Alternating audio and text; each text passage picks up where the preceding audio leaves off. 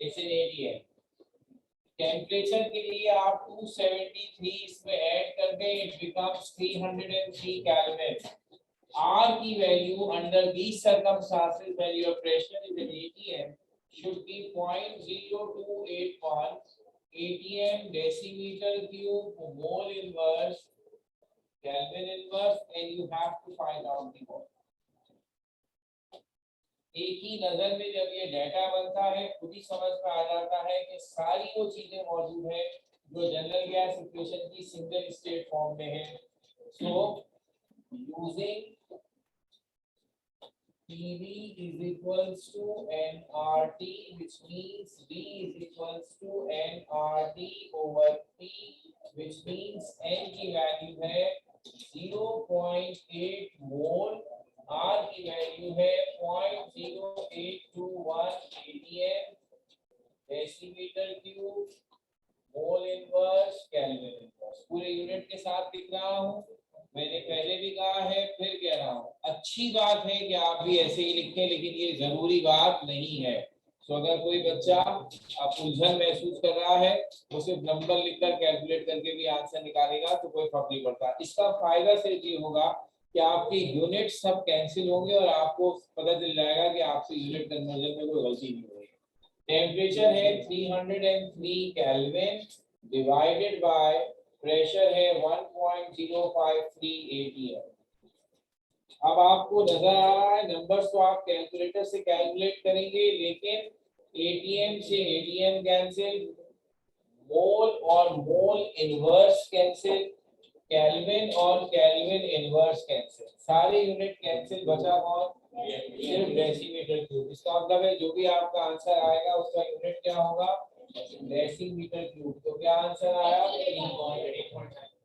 18.95. ऐसा ही है, decimetre cube.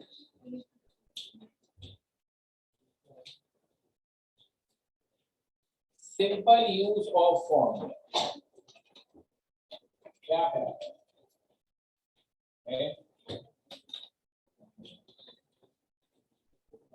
सवाल को चेंज कर, जनरल गैस इक्वेशन ही होगी जो आपके काम आएगी, लेकिन थोड़ा सा हिसाब चेंज होगा. Calculate the volume of 14 gram nitrogen gas at 20 degree centigrade and 740 torr pressure.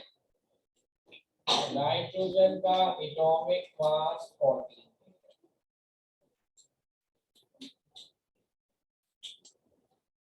अब जो सवाल है और जो पहले सवाल था दोनों का फर्क सिर्फ इतना है कि पहले वाले क्वेश्चन में वॉल्यूम मालूम करने के लिए हमने आपको टेम्परेचर, प्रेशर और नंबर ऑफ मोल्स दिए. अब की दफा हमने आपको टेम्परेचर, प्रेशर के साथ मास इन ग्राम दिया है. तो इसका मतलब है आपके काम में एक छोटा सा काम बढ़ा दिया है. आप सबसे पहले नाइट्रोजन के मास को मोल में चेंज करेंगे, उसके बाद ये क्वेश्चन बिल्कुल पीछे वाले क्वेश्चन की तरह हो जाएगा. तो जब आप मोल में चेंज करेंगे मास को तो कौन सा फॉर्मूला लगाएंगे? Mass divided by molar mass. आपके ख्याल में क्या होगा मोलर मास?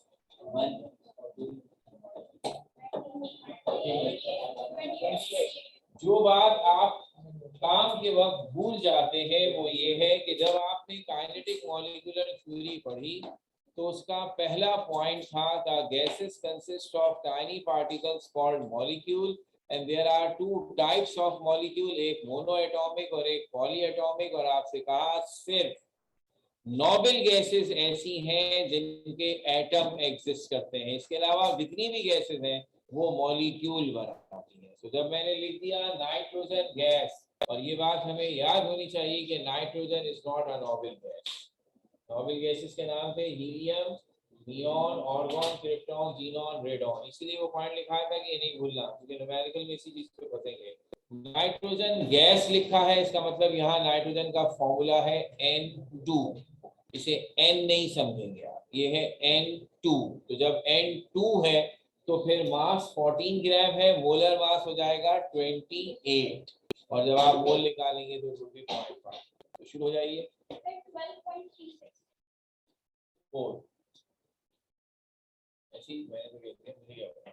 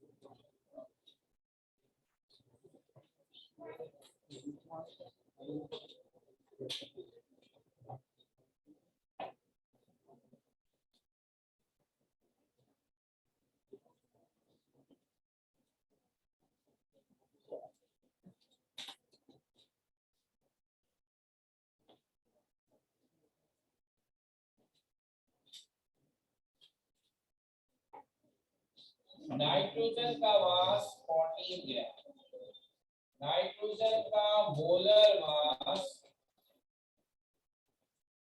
28 ग्राम पर मोल। तो नाइट्रोजन के मोल 14 divided by 28 is 0.5। ये एक एक्स्ट्रा 3 लाइनें हो गई। अब ये क्वेश्चन बिल्कुल वैसा बन गया, क्योंकि अब यहाँ पर प्रेशर है 740 और which must be converted to ATM by dividing with 760। ये बन जाएगा 0.973।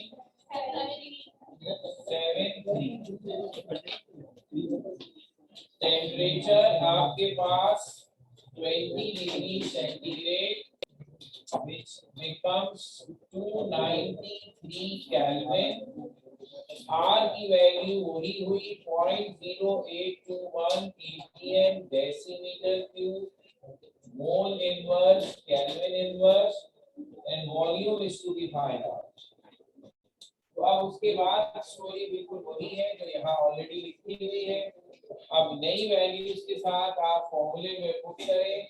The volume is 0.5, number of moles is 0.5 multiply by 0.0821 atm decimeter cube, mole inverse, Kelvin inverse, 293 Kelvin, और प्रेशर 0.973।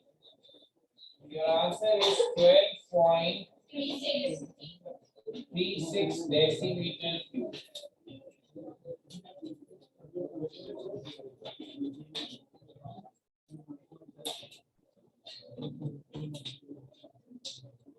दो क्वेश्चंस हमने किए जिसमें हमने simple PV equals to nRT का फॉर्मूला इस्तेमाल किया, और फोकस सिर्फ एक बात पर रहा, the units. Specially second question में वॉल्यूम निकालने के लिए आपको नंबर ऑफ मोल्स, प्रेशर और टेम्परेचर, तीन चीजों की जरूरत थी। तीनों में से कोई भी हमने प्रॉपर यूनिट में नहीं दिया, आपको तीनों के लिए कुछ ना कुछ करना पड़ा। मास इन ग्राम दे दिया आपने, उससे मोल खुद निकाले। प्रेशर टॉर में दे दिया, आपने उसे एटीएम में चेंज किया, टेम्परेचर डिग्री सेंटीग्रेड में दिया, आपने उसे केल्विन में चेंज किया। तीनों चीजों को आपको प्रॉपर करना पड़ा and then you use this formula.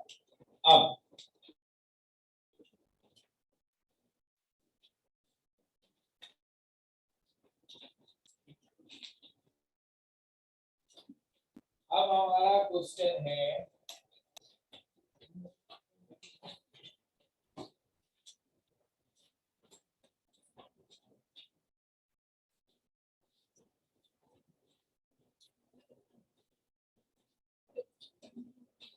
6.18 decimeter cube of nitrogen gas is present at 1480 torr pressure and 20 degrees centigrade. We calculate its volume at ST.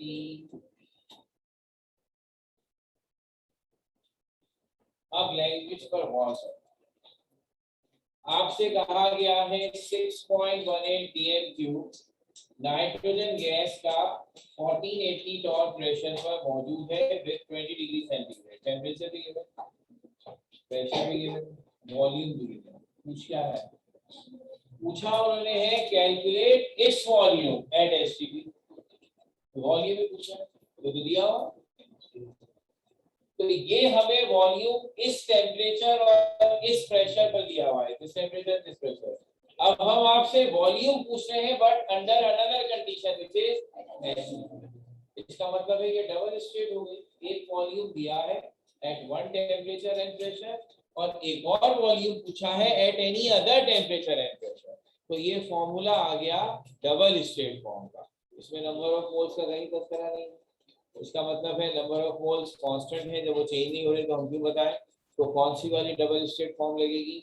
P1 divided by T1 is equals to P2 divided by T2।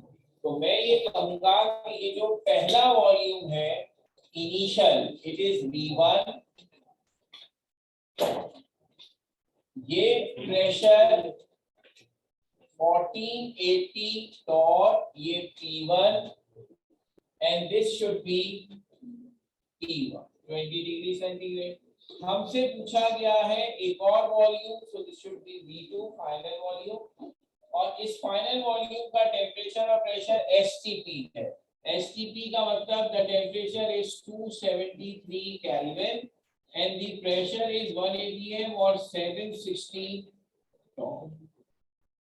अब ये formula double state है और मैंने आपसे कहा था double state फॉर्मूले में आकर हमारी कोशिश क्या है कि जो यूनिट इनिशियल वैल्यू का है वही फाइनल वैल्यू का हो तो चलेगा। तो अब प्रेशर फाइनल 760 टॉर, ये टॉर में है, इनिशियल प्रेशर भी टॉर में है, हमें कोई एतराज नहीं, हमें इसकी यूनिट को चेंज करने की जरूरत है। टेम्परेचर के लिए हम सेंसिटिव है, वैसे ही हर हाल में केल्विन होना चाहिए। तो फाइनल केल्विन में है, इनिशियल को केल्विन में हम खुद बना देंगे, ये 293 है। वॉल्यूम इनिशियल डीएम क्यूब में है, तो जो फाइनल वॉल्यूम आएगा वो डीएम क्यूब में ही आएगा। बड़ी आसान सूरत हाल हो गई। आपका फॉर्मूला बनता है T1 V1 over T1 is equals to P2 V2 over T2। तो V2 हो जाएगा T1 V1 T2 divided by T1। देख लीजिए हमने फॉर्मूला सही सेट किया है और फिर वैल्यूज पुट कीजिए और आंसर निकालिए।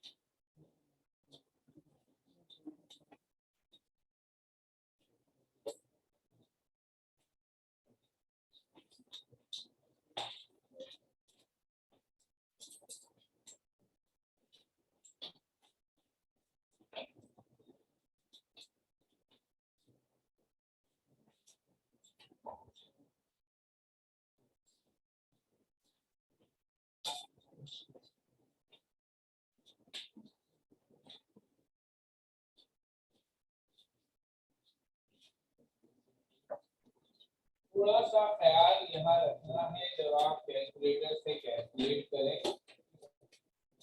न्यूमरेटर में 3 टर्म्स है, डिनोमिनेटर में 2। तो पहले न्यूमरेटर की टर्म्स मल्टीप्लाई करें, डिनोमिनेटर की टर्म मल्टीप्लाई करें, फिर डिवाइड। तो आपके पास P1 है 1480 P1 है 6.18 डेसीमीटर क्यूब और P2 है 273 केल्विन। P1 है 293 केल्विन और P2 है 760।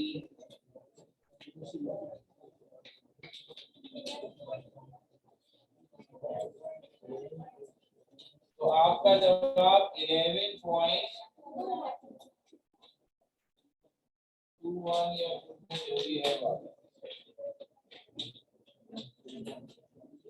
एक दफा सब बच्चा पार्टी इसे अपने कैलकुलेटर से कैलकुलेट करे और वो बच्चा मुझे बताए जिसका आंसर सही नहीं आ रहा। कितना चलता है जब आप एटीएम में चेंज करते हैं तो आप ऐसी बात है सारे फ्रैक्शन नहीं लेते, इस वजह से डेसिमल की बात थोड़ा सा छोटी 11 पॉइंट समथिंग। इसलिए तो मैंने आपसे कहा था कि मुझे बताएं कि कैलकुलेटर लेके जो लोग बैठे होते हैं इस्तेमाल करना आवे। तो मैंने आपसे खास तौर पर कहा पहले कैलकुलेटर सॉल्व कीजिए फिर डिनोमिनेटर कैसे किया तो कुछ नहीं जवाब आएगा।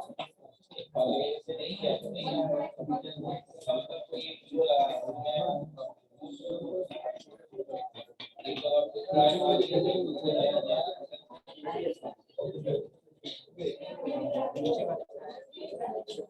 और किसी का हड़वाओं किसी का जवाब आ रहा हो तो प्लीज मुझे बताएं। ये क्या है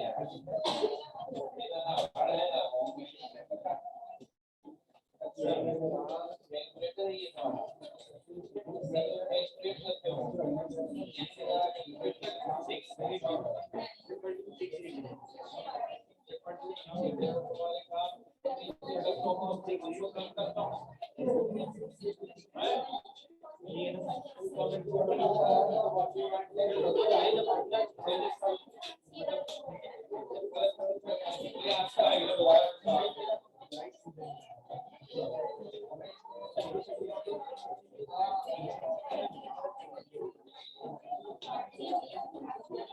मतलब सारी केमिस्ट्री खत्म हो गई, कैलकुलेटर से कैलकुलेटर में आंसर निकल रहा है।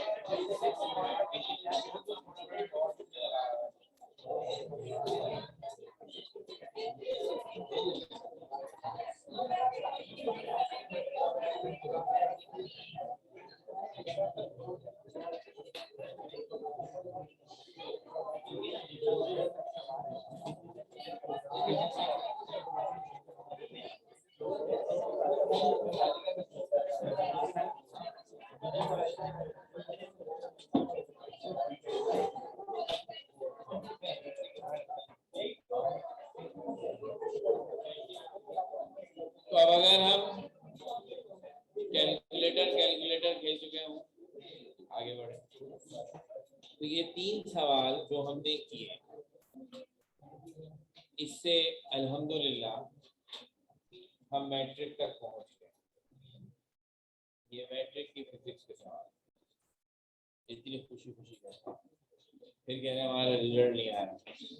अच्छा हुआ नहीं आया भाई, मतलब तो रिजल्ट आएगा तो शर्मिंदगी होगी और क्या होगा। तो ये था simple use PV equals to nRT और P1 V1 over T1 is equals to P2 V2 और जो हमने ड्राइव फॉर्मूला लग गया। ज्यादा यूनिट्स थोड़े से हमें ऐसे करना, लेकिन असल सवाल असल में है जनरल गैस इक्वेशन की होगी एप्लीकेशन, जिसमें हमें इस फॉर्मूले को according to the situation given थोड़ा सा चेंज करना पड़ेगा। मसलन जनरल गैस इक्वेशन की एप्लीकेशंस में पहली एप्लीकेशन है कि हम इसकी मदद से किसी भी अननोन गैस का मॉलिक्यूलर मास या मोलर मास निकालते हैं। अननोन इसलिए कह रहा हूं कि अभी अगर मैं आपको गैस का नाम बताता था, जैसे यहाँ बताया नाइट्रोजन, और आपको ये बताया कि इसका फॉर्मूला N2 है, तो मॉलिक्यूलर मास आपने निकाल लिया। आपने कहा एटॉमिक मास नाइट्रोजन का 14 है, N2 का मतलब 28। तो सिंपल इतना हमने किया है। तो अननोन गैस का मतलब है हमें नहीं पता वो गैस कौन सी है। So during an experiment we collect some gas of unknown identity. How can I know the molecular mass of that gas? तो जनरल गैस इक्वेशन कहती है कि अगर आपने किसी एक्सपेरिमेंट में कोई गैस हासिल की है, तो अब उस गैस का टेम्परेचर नोट करें थर्मामीटर से, प्रेशर गेज मीटर से उसका प्रेशर नोट करें बैरोमीटर से, आप उसका वॉल्यूम नोट करें कि वो जिस कंटेनर में उसका वॉल्यूम क्या है।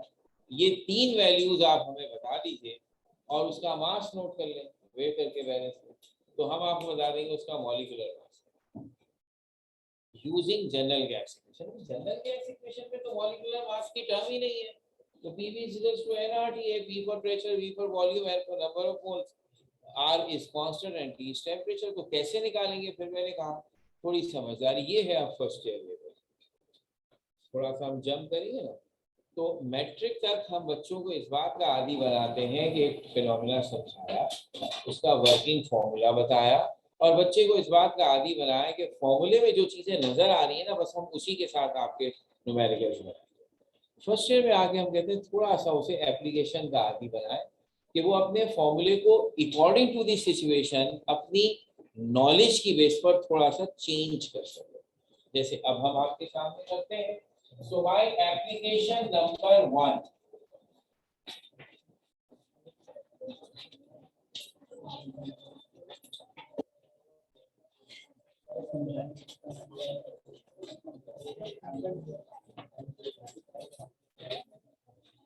To determine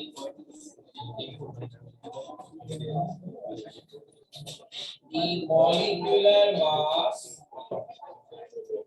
or molar mass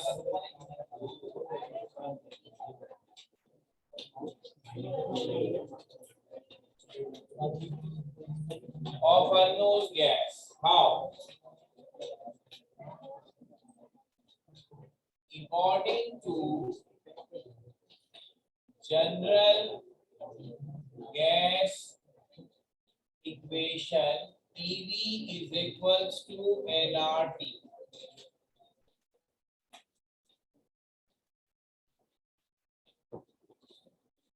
ये तो फॉर्मूला में बताया।